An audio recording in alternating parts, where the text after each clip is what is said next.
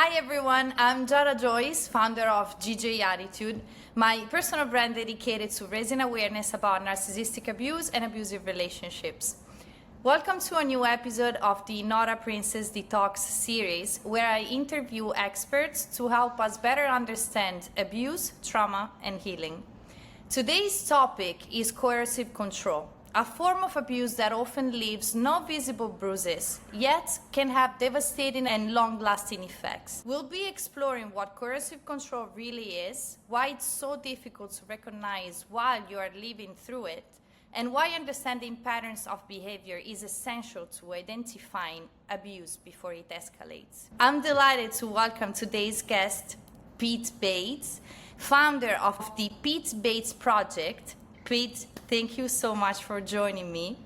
Thank you for having me on. To start, could you tell us what led you to dedicate your work to understanding coercive control? Well, I grew up inside it before I had language for it. As a child, domestic violence was a part of my life for as long as I can remember. My first memories are of domestic violence and coercive control of my father against my mother. My father's moods completely controlled the house for us children. He was like a weather system. We were walking on eggshells around him. My mother constantly had to adjust her behaviour to protect us children and his moods. As a child, I thought what my mother was doing was actually keeping the peace, but as an adult, I now understand she was managing his moods to keep us kids safe from the danger with him. The Pete Bates Project grew from recognising women often understand the danger but don't have the language for the system to understand. So that's basically where we started, and that's how we got doing the work we're doing today. I didn't learn I never learned coercive control from textbooks. I learned it from watching an entire household reorganize itself around one man. Yeah, I see that it's something that we as survivors have in common. Like, it's not only you and I, but many other people that I spoke with that unfortunately we had to go through that kind of childhood. Which gave us that push to help others to recognize it, because as you said, as a child you don't know what is happening, so you don't recognize it, and eventually you can grow up thinking that is just normal behavior and this is how it should be. So thank you for sharing your story, and I'm gonna start with the first question. For those who have never heard the term before, what is coercive control? Coercive control is a repeated pattern of behaviour used to reduce another person's freedom, their independence, and their ability to make choices without consequence. That can include isolation from friends and family, monitoring of phones, movement or money, rules about clothing or work or parenting, humiliation or intimidation, threats involving children, housing, reputation or self-harm, punishment when she makes an independent decision. Another question, and I think this really relates to what you just said. I see that many who that fortunately never been through abuse, through that kind of abuse, it's difficult for them to understand why is it so difficult to just take yourself out of it. Why is so difficult to recognize while you experience that? The thing with coercive control, it doesn't all arrive just at once. It's slow, it's insidious, it develops gradually. Early control may present as love or concern or protection. Each compromise looks small in isolation. She begins to adapt to prevent arguments or punishment or escalation. Eventually managing him becomes ordinary life for her. Her focus moves from, is this acceptable, to how do I get through today safely? And before she knows it, she's buried deep within inside a pattern that she often doesn't know how to get out of. What do you think could be, because this, I believe, it's really important for those who, again, fortunately they never experienced that, but to protect themselves. What are some of the earliest signs that people often mistake for love, care, or protection? but that are actually signs of coercive control? Sharing location. So a lot of men mask that as concern, but he wants your location of your phone, control of bank accounts, your whereabouts, your friends. Your friends cause too many problems. So it's about slowly isolating you and burying you deeper within the pattern. And there's just so many different angles that this happens out. So with my mother in particular, my father she wasn't allowed to wear makeup. She wasn't allowed to have friends. She wasn't allowed to work. If she went for a drive in the car, this is back in the day when it was the old tachometers on the car. He'd go out and check the tacho before she left, and then he'd check when she come back, and he'd see what distance she's travelled. Like if she was just going to go down the shop, and he'd check and make sure she hadn't gone anywhere else. If someone did ring her, he'd go and pick up another phone in the house and listen to the conversation. A campaign where men often create a rhetoric around the woman. She's trouble. She's always got drama. She's always this. She's always that. You know, he's building his story before, so she already feels isolated. So if she does get the courage up to approach someone and talk about it, well, she's already doing that when he's built a case before she's even got there. So eventually, can we say that, because, you know, I've read through my comments, and I see that, for example, a lot of people that are saying, well, there are men that are actually telling you not to wear makeup because you look better without makeup, meaning I like you in your natural way. But what you just said, and I'm just focusing on makeup because I believe that is something that can happen very often. And but there's a way, as you said, and correct me if I'm wrong, it's not like actually a comment to make you look better. It's something that they are imposing to you. So it's sort of like a different wording, right? Well, that's right. I tell my wife she's beautiful without makeup, but if she wants to wear makeup, she can still wear makeup. That's her choice. It's not me saying don't wear makeup. Like it is a control. It's controlling, but it's subtle. And when these jealousy presenting as care, and it's all these little different attacks that eventually, before you know it, like I said, you get buried so deeply that it's, for some women, it's almost impossible to get out, you know? Yeah, that's true. Why is it so important to look at patterns of behavior rather than isolated incidents? Isolated incidents show what's happened now, like what's happened in that moment. A pattern, if we look at the pattern, it shows us what's been happening over a course of time. For example, I did a story about a case a while ago. A lady was being strangled by a guy. She called the police. While she was getting strangled, she bit his finger. Police turned up, seen the bite mark on his finger. She got charged, and she was the one that was taken away by police. Now, he later murdered her. At the coronial inquest, they found that there was numerous complaints by her. She had called I think it was up to 32 phone calls, 32 contacts with police and services in regards to this.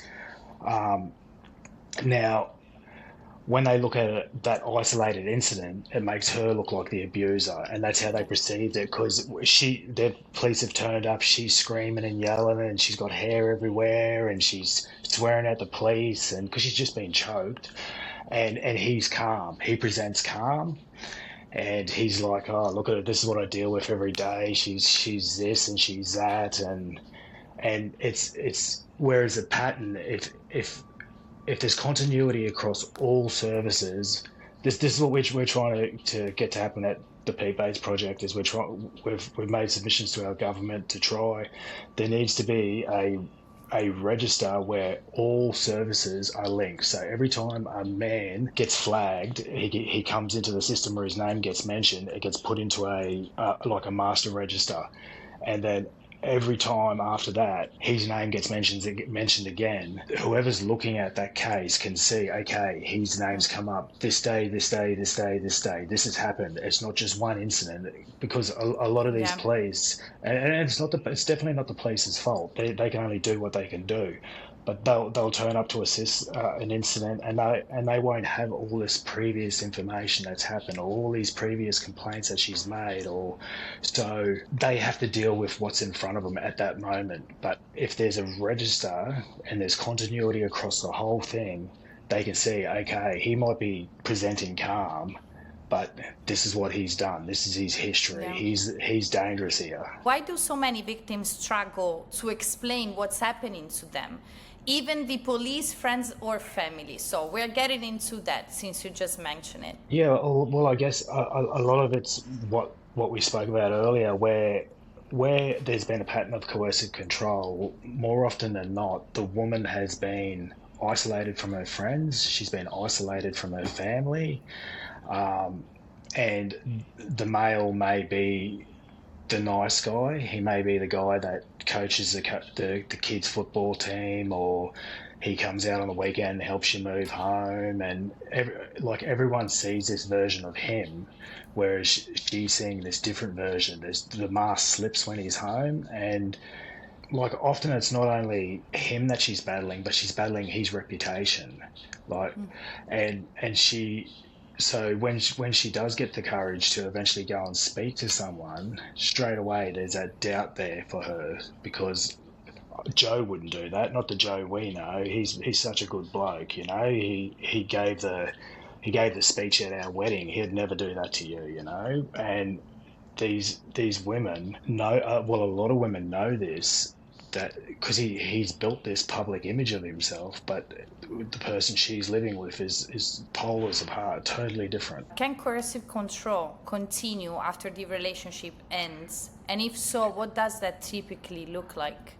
Yep. A lot of women, once coercive control stops in a relationship, a woman leaves. So she's left a relationship. She may have the order. She may have the piece of paper. What usually happens is that the men start moving through different doorways. They find different ways to stay in her life, to keep her nervous system unsettled. So, for instance, children. There's phone calls about the children, or there's court hearings, or there's still financial connections. So there's still her whole life basically. If it's a dangerous man, her whole life basically has to change. Some women have to quit their jobs. Some women have to leave the state. We did a case last week about a lady that had to leave the country. She left Australia because the particular man was given bail and he cut his ankle monitor off, and then he had a 12-hour manhunt, and like she knows that the danger still exists even after leaving. So I don't know how it is in.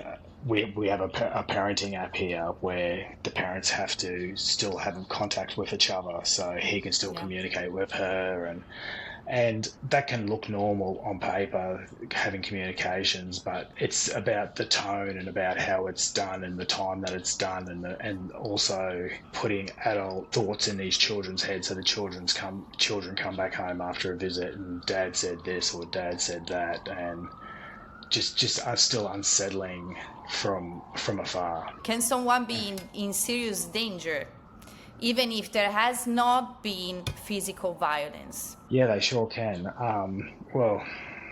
Unfortunately, in Australia, we're up to, this morning it was announced, the 43rd woman this year killed. So there's definitely danger out there. No previous record doesn't mean there was no previous violence.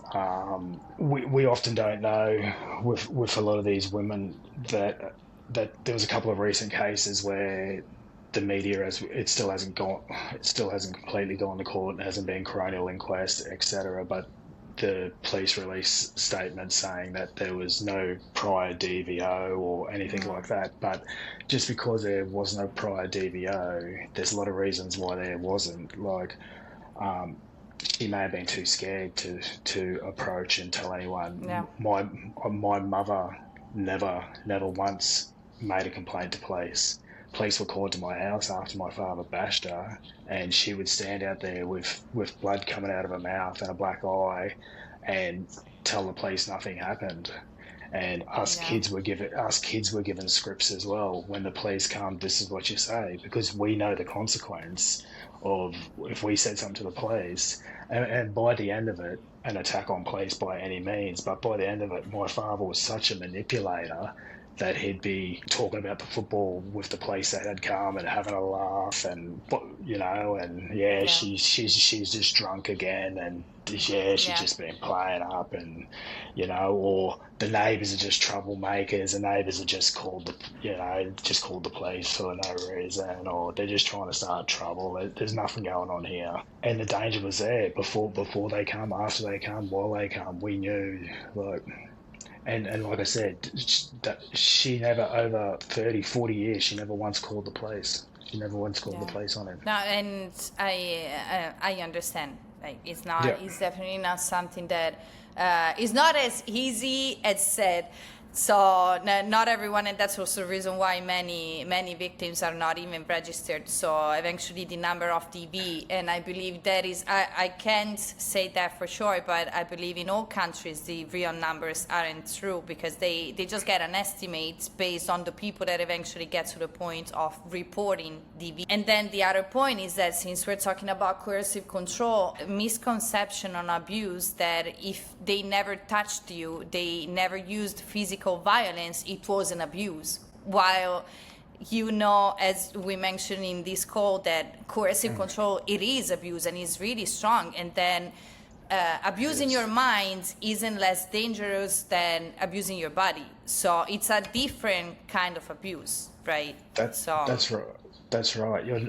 What the damage it does to your nervous system, and just we in our comments, we have women who have left coercive control 50 years ago, and they still jump at certain sounds, certain noises, certain statements, certain places. Like, it damages. One of my first videos I ever did, I said, I spoke about my father learnt that why hit her when he can erase her. And what he did is he stopped talking to her. He would stop talking to her for weeks at a time. And us boys that lived in the house, we weren't allowed to talk to her either. Because if we spoke to her, we were against him. And then we're only very young children, 7, 8 year old. But we knew that we had to toe his line, because if he's not talking to her, we're not allowed to talk to her. And she wasn't allowed to exist. We had to wait until he decided that she was allowed to exist again. And then Wow. finally, he decided that he wanted to start talking to her, or she was allowed to matter again. It reset, start again. Wow, that's a story, Peter. It must be very hard. Based on this, what we just said, what do you think is the biggest misconception that society still has about coercive control? It's a two-way street. That's the one. That's the one that's being. We had a politician in Australia come out and say that a couple of weeks ago. It's a two-way street. Like, she must have done something wrong. It's not all just him, And there's relationship conflict. Every relationship has conflict, and it's about how you work it out. And just leave's the big one for me. That society says, why doesn't she just leave? Like, Yeah. if it's so bad, why doesn't she just get up and leave? And people don't understand that it's not about just leaving. She has to. If he's a dangerous man, she has finances to consider. She has schools. She has her work. If she's worried that he's going to be trouble after she's left, like, it's not just leaving. It's a massive logistical operation, and often she's by herself doing this. So yeah. Yeah, that well, and also we should also consider the emotional part of the story, because we're still humans. So it could be, well, 100%. fear, as you said, fear, Definitely. but eventually also feelings, because if you are married to that person or eventually in a relationship with that person, there used to be something, a reason why you were in the relationship with that person, which means that Yeah. they weren't really abusive at the beginning most of the time. So Yeah, that's right. And because it is insidious and it's built slowly, you start to make compromises and you think, oh, it's just he's just having a bad day, or it's just this, yeah. or it's just that. But I want to tell you a story. As a child, like I said, my mother never reported to the police. She never once reported to the police. And when I was around 10 years old, because we'd seen domestic violence continuously every weekend, sometimes through the week, he'd get on the grog, and then you, as a child, you'd be thinking, "Oh, tonight's going to either go one or two ways. It's going to be he'll get drunk, and he's going to be funny, and he's going to be cool, and everything's going to be good, and he's going to go and get a video for us to watch from the shop, and it'll be a good night, you know." Or there's the other side where something snaps, and he snaps, and then the violence starts. And then us as kids are laying in bed at night. We'd be getting sent to bed, and you can hear stuff breaking, and we'd be laying in our bed with our shoes on, thinking, do we have to get ready to jump out the window and run, you know? And my mother, she never tried to leave, but there was, except for one time. And the one time that she tried to leave, I was like, yes, she's going to go. I was like cheering. She went upstairs, she packed her suitcases on the bed. My father come up and he looked at her, and then he went quiet, and then he walked back out of the house. And to me, that was ominous. Straight away I thought, what's going on? Because usually he'd just come down and he'd manhandle her or do something to her. And I was watching her pack her bags. I was standing in the hallway of the house. She's in the bedroom at the end of the hallway, and he's come back up the stairs, and as he's come around the corner to the hallway, he had a 20-litre drum of petrol, and he just started throwing it all over the house. And then he come and poured it over the top of me, and then he said to her, "You still gonna leave, bitch?" And then he got his lighter out, and then she stopped. She submitted, and she never left him. Now, no woman should have to submit to a man for any reason. In Australia, we had Hannah Clark. It's one of the biggest cases here where she did that. She did exactly that. She left. She did exactly what women are told to do. She reported. She went to the police. She done everything, and he ended up waiting for her to be sitting in the car with her children, and he did the same thing with the petrol. But the difference is, she didn't submit, and he lit the match, and all three of them died. Four of them died. So Yeah. it's just some, like, people, not everyone, unless you've actually, I feel like, unless you've actually lived it or you've worked in that sector, you might have a idea of what domestic violence is or what coercive control is. But unless you've actually been a part of it, it's really hard to understand the nuances of it, and how dangerous some men are, and how possessive some men are. And men will kill some men, but there's plenty of cases where men have killed the children just to get back at the mother, just to hurt the mother for leaving on a visitation. People need to understand that this happens so much more than you actually think. It's rampant. Yeah, and I believe it's our shared missions, because anytime that we speak about domestic violence, anytime that we speak about abuse, is not only for those people who've been through it, because as you said, like, someone that has been through abuse already knows, and those who work in the field, they know. What I believe we are doing is to raise awareness for those who still believe that is not going to happen to me, because that can happen to everyone. Like, there's this, unfortunate misconception about that was eventually created around abuse. Like, oh, women, you must be weak to be abused, you must be that to be abused, you must be that to be abused. But that's not true. It can happen to literally everyone. And the stories that you shared, people usually see it in movies, And you Yeah, you watch these movies and you're saying, wow, that's a movie. Not that is not going to happen next to me, when eventually this is happening next door. A lot of women keep hearing, why didn't you leave? But I personally know the feeling of, I must get myself out of here safe. So it's not just a matter of saying, well, I'm leaving, and you close the door, because you know that there might be consequences, the same consequences that you exactly. mentioned. Eventually, our brain and the nervous system is trying to help us to find the best way to survive. And sometimes surviving means staying, unfortunately. That's right. So, That's right. Pete, I think at this point, I'd really love to hear more about the Pete Bates project and your book, and where the people can learn more about your work. Yeah. Okay. So the Pete Bates project was started by myself and my wife Belinda. We both have social media platforms across all platforms: Instagram, Facebook, TikTok. I started it for this very reason that we talk about, to raise awareness and help women and other people understand the nuances of domestic violence and control and the danger involved in it.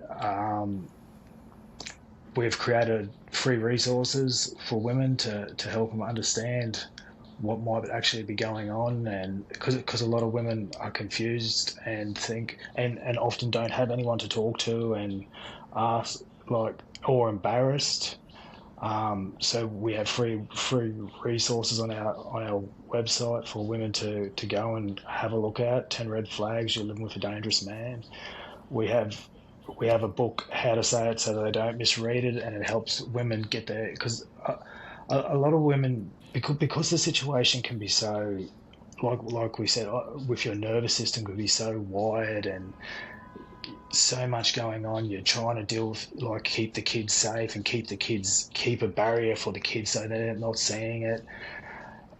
A lot of women find it hard to actually verbalize when they do get in front of police or get in front of DV workers what's actually going on. Like, they may present agitated or angry or confused, and they find it hard to get their timeline right, or they might contradict themselves, or they might get a date wrong, or something. And when they're often, if they may get looked at as unreliable because of that. So we created a book called How to Say It So They Don't Misread It, and it helps women document exactly what's been going on, how to word it, how to start collecting all the information, and how, when they do get in front of the services, how to talk to them, so they don't get brushed off, or it doesn't just get pushed to the side as a relationship issue, or it helps her be heard. That's amazing. You're doing, like, personally, Peter, I feel like telling you this, like, as a survivor of domestic violence and my place in childhood, I see that I'm really honored to have you here tonight, because it's the very first time that I meet a man that is doing what you do. And the fact that you came out from that experience with this willingness of helping others, and mostly women, I believe I know that you are proud of yourself, but I also wanted to tell you that from a woman's perspective, it's really great what you do. And I went through your project, and I believe that it's really helpful, because you're giving them the opportunity, as you said, as I read on your website, you are helping them to find the right words to define what's happening to them, which sometimes it's one of the hardest part for those who are experiencing abuse. Anything else that you'd like to add before we end up our session? Yeah. I just want to say one thing to any of the men that might be listening, because men will listen, and a lot of time men don't speak up. And this will only end if us as men take a stand. We need to stand beside the women, not against the women. We don't need to jump into women's comment sections and say, what about false allegations? What about me? Women do it too. There's no doubt that this happens. Like, there's no doubt that women make false allegations and whatever. But there are women who are being killed, women who can't report because it's that dangerous. And I just ask the men to think about the women in your life. Think about your mum, think about your sister, think about your daughters. That's why we do this work, because it's for them. It's for these women that can't speak, and it's to raise awareness. And as a man, we are meant to be the shelter, not the storm. We are meant to protect women. We are meant to be there for them. We're not meant to be the ones that's causing all the heartache and the terror. Wow. Pete, thank you so much for joining me for tonight and for these beautiful words that you said. They are really, really important. Thank you. Thank you so much for having me. And I'll see you in my next episode of the Not a Princess